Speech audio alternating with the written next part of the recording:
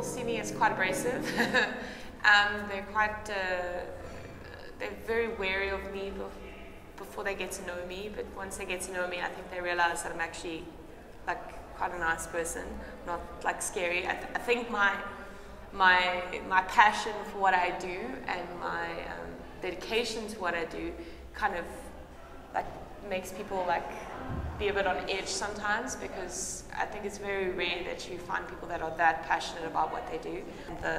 The general like community and very like family orientated, close-knit vibes that are around Grahamstown really helped me get out of my very defensive and negative attitudes that I had towards people, and very closed-off attitudes that I had towards people, and really helped me open up. And I think I just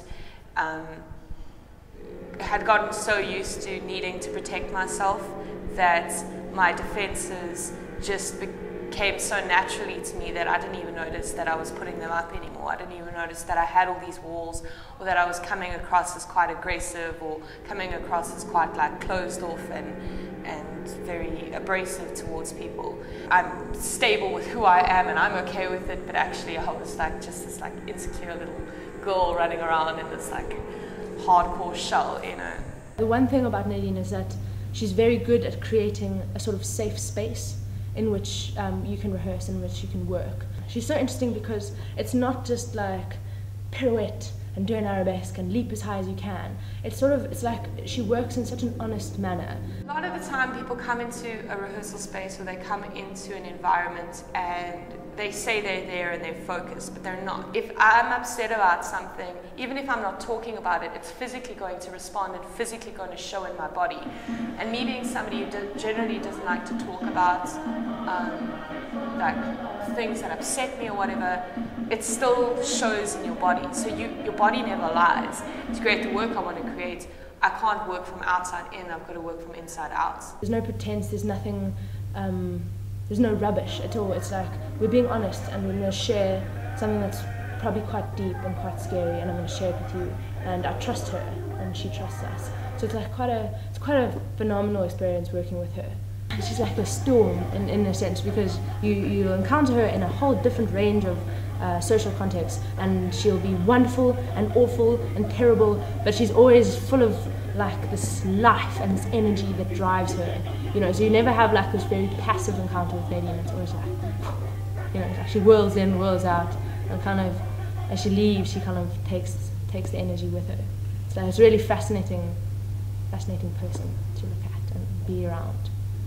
I do feel very misunderstood sometimes, but I think that's just because I block myself off a lot of the time. I still do have a lot of defenses, but I don't think lonely is a state of mind really, and I don't think with the magnitude of like work and things and relationships and stuff that's going on that I can ever be lonely. But I do with my thoughts and with my ideas feel sometimes quite alone. Growing up or being a child or whatever, I wasn't heard and I wasn't allowed to have an opinion really. I think in a way because I've never really understood what family means, or what family could be, what the potential of a family unit could mean for someone. And I think because my family and I aren't very close at all, and with my 5 dancers, like I